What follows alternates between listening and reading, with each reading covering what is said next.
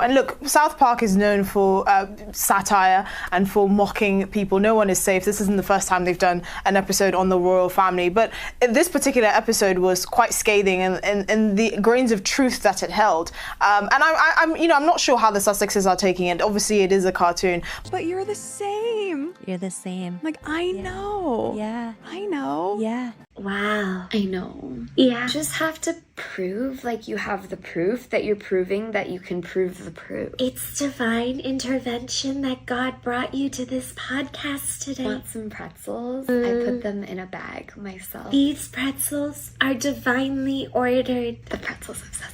You just can't leave us alone, can you? Oh my God, he's so obsessed with us. Successful lifestyle brand as ever. We sold out of everything in 45 minutes. Amazing. You've been working so hard. Oh my gosh, I worked so hard. I work very hard, and I'm still working very hard.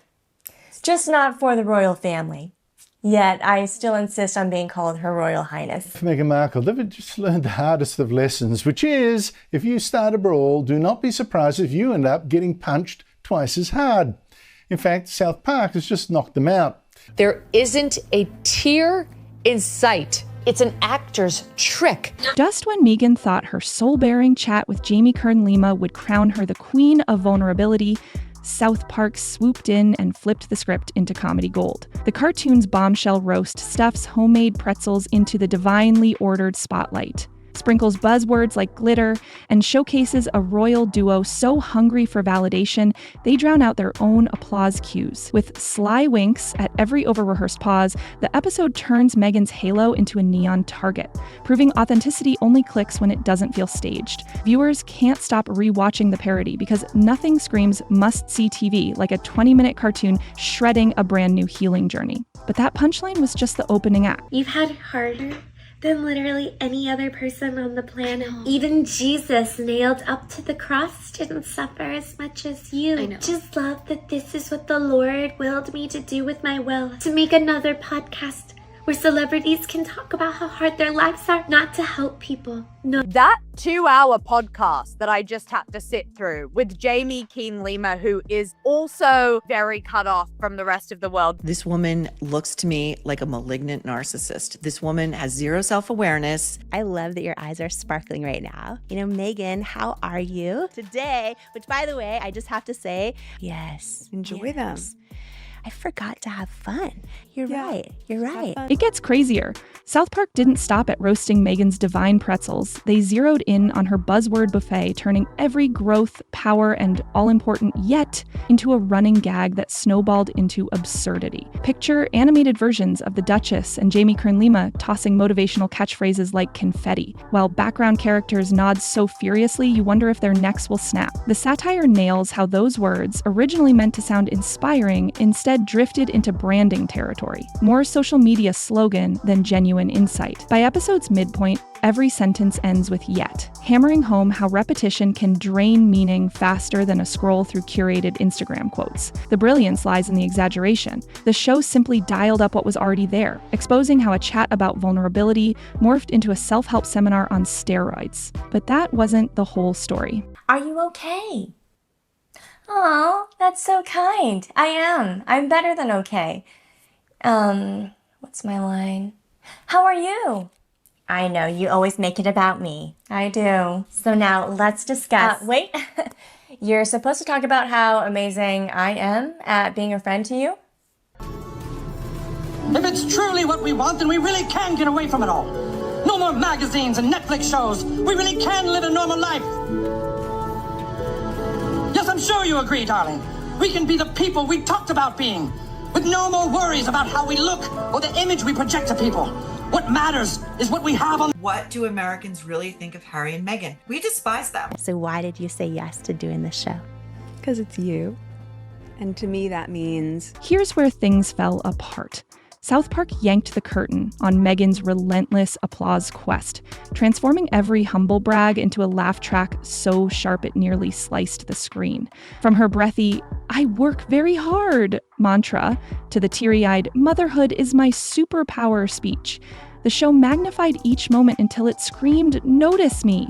Then came the parenting emails. Meghan proudly declared she fires off nightly love letters so her kids can binge read 40,000 messages at 18. The writers pounced, portraying cartoon Archie begging for a spam filter, while animated Harry gamely clicks unsubscribed. By exaggerating these intimate confessions into comedic chaos, the episode highlighted how sharing can slip into image management faster than you can say brand deal. The satire landed because the real interview already felt overproduced. The cartoon simply turned up the volume, and what happened next would shock everyone. Do you think you'll be married forever? Yes. I have a letter. He's also a fox, if you haven't noticed. My husband's very, very handsome. But his heart is even more beautiful. Something's up here. See that little shoulder shrug when she said yes? Yes, yes. Did you hear how high her voice was when she said yes? Yes. When we're stressed, our larynx closes up a little bit and our voice tone gets a little bit higher. That's why the pitch of the yes is so high. What we're doing here is as, if not more important than solving world hunger. Wow. I practiced really hard to come off as genuine. So did I. I think it's working. I do too. It gets even worse. South Park pounced on Meghan's big "I'm just like you" moment. The one where she proudly appeared makeup-free under buttery studio lights as if a naked face could single-handedly prove sincerity. The animators ramped up the irony by giving cartoon Meghan a glowing halo filter, while every bystander gasped at her brave decision to skip concealer. Viewers watched the satire peel back layers of staged authenticity, exposing how a carefully choreographed raw aesthetic can feel as calculated as a red carpet gown. Every time the real interview leaned into those cozy sweaters, hushed tones, and prolonged eye contact, the episode cranked things to 11, having background characters whip out ring lights and powder puffs the instant the cameras paused. The message was crystal. Authenticity isn't something you schedule between brand meetings. Audiences laughed, cringed, and quietly wondered what remains when the glow fades. But South Park's sharpest jab was still loading. When you were saying, like, do you want to just do like cozies and no makeup? I like the idea of like, okay, great, let's let them see us. Nobody talks like that and nobody acts like that because that's weird behavior that we're seeing from both of these people if we're supposed to be thinking under the impression that they're being authentic. It gets crazier. South Park didn't stop at buzzwords. It torched Meghan's shiny brand of fashion activism, dressing its cartoon duchess in outrageously ethical outfits that screamed statement but whispered substance. One moment she pirouettes in a plastic-free cape stitched by moonlight, the next puzzled townsfolk squint, trying to decode whether she's fighting ocean waste or just chasing a glossy magazine spread. The satire collided neatly with fresh Hollywood whispers that Paramount and A24 quietly iced projects linked to her after the interview's backlash, proving a designer label can't shield a wobbling reputation. Each on-screen wardrobe change amplified the joke. Causes fade when clothes shout louder than convictions. Even the episode's announcers snarked that no one remembers the mission once the hashtags have gone stale. Memes exploded overnight while fashion critics quietly archived the receipts for later. Viewers laughed, cringed, and admitted the parody nailed why Look at Me activism often fizzles offline. But the royal title bombshell was still ticking. There's this horrible spy who lives across the street from us, and we're gonna get him back by changing our brand. Is this you? Sorority girl, actress, influencer, victim. I don't care. Don't care. What the hell? What did you say? He victimized me. It's because I'm an ethnic woman. He can't do that. I'll say, wait, you're ethnic? This is an outrage. Yeah, that's totally me. Welcome to the Jamie Kern Lima show. Her show is unlike any I've ever done. A revelation. When you listen, it feels like a hug, but your brain and your spirit and your heart is like, wow. When I look into Jamie's eyes, I feel like I am on some other cosmic level with her. I could see the light around her. She's infused with light. Here's the jaw-dropping reveal. South Park saved its sharpest blade for Meghan's secret love affair with the royal titles she officially ditched years ago. In the cartoon, she casually slaps Her Royal Highness on everything from yoga mats to reusable pretzel bags, while bewildered townsfolk wonder if Buckingham Palace accidentally left the back door open. The writers magnify every smug giggle, underscoring how a lost honorific can still prop up a personal brand when Hollywood deals wobble. Real-world critics recently pounced on leaked notes showing Meghan signing private gifts with HRH, and the episode turns that tidbit into a full-blown running gag. Think monogrammed bathrobes, souvenir mugs, even a "Hugs from Her Royal Highness" pop-up stall. Harry skulks along, reminding her the palace already changed the locks, but cartoon Meghan keeps the crown comfy on a shelf labeled manifesting. The satire drives home one point.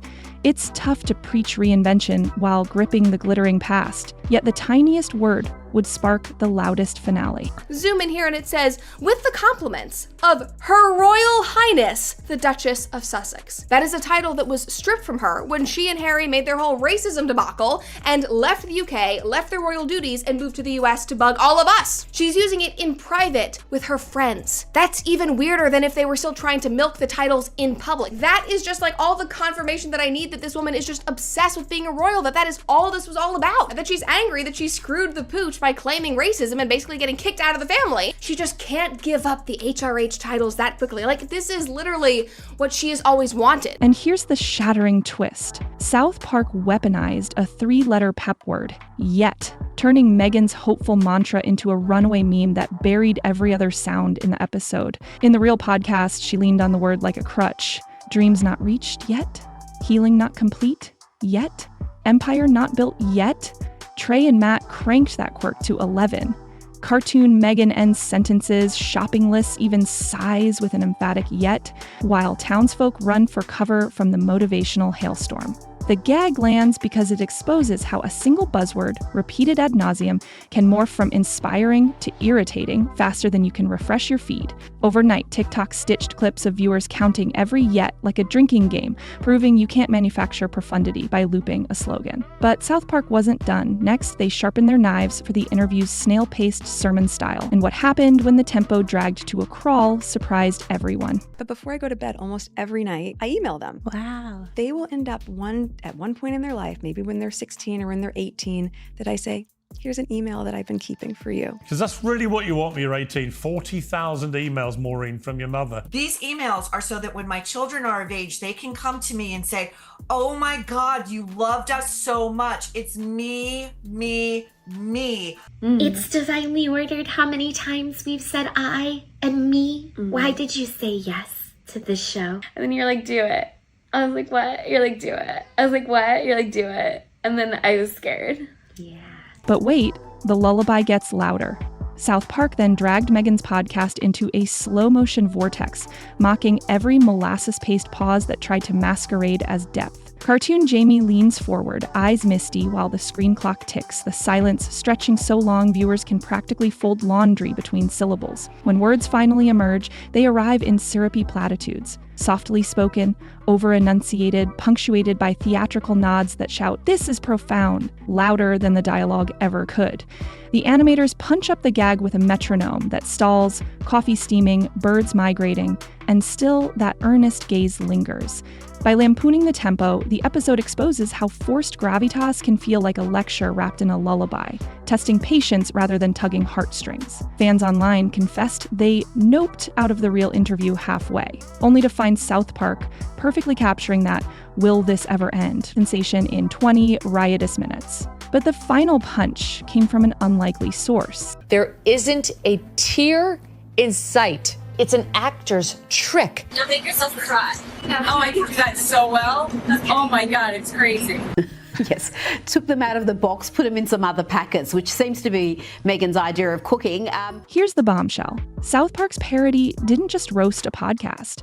It detonated across pop culture, triggering a ripple of memed reactions and behind-the-scenes panic in boardrooms from Hollywood to Montecito. Overnight, TikTok stitched the cartoon's HRH jokes onto everything from Starbucks cups to baby onesies, while Twitter threads questioned whether a duchess can still sermonize on authenticity after being dunked on by fourth graders. Industry gossip claims Paramount quietly shelved a concept docuseries, and an A24 script revision now omits a certain royal cameo, proof that satirical shrapnel can wound real-world deals. Pundits on morning shows chimed in, debating whether Meghan's brand pivots faster than a spin class, or if the public simply tires of curated heart-to-hearts. The louder the laughs, the deeper the reputational bruise. And suddenly, even those motivational yet slogans sound like distant echo, but the burning question remains, can a single cartoon episode reset the narrative? Or cement a caricature forever? The answer lands in our closing blow next. Now, there is no doubt about it that Meghan Markle's viral video created a new negative wave of backlash against her that resulted in many other studios actually deciding to put any kind of affiliation with her either to a halt or firing her directly. That's exactly what happened with both Paramount and A24. Here's the finishing blow. South Park's 20-minute blaze leaves a lesson hotter than Meghan's pretzel bag. Authenticity sells only when it isn't packaged like a designer handbag. The episode stitched every cringe cue, royal title slip, and buzzword bingo card into a single flashing warning sign for anyone who treats vulnerability as a press release. While industry execs scramble to untag themselves and superfans debate damage control, the rest of us walk away with popcorn, a meme folder, and the sneaking suspicion that the line between heartfelt and hard sell has finally snapped. So if you enjoyed dissecting this spectacular spectacle, tap the like button, jab subscribe, and ring that discreet little bell. No royal proclamation needed. Drop your take in the comments. Did South Park simply mirror what we all felt, or is the satire harsher than the original cringe? Your thoughts could shape the next roast, and trust me, we're only warming up.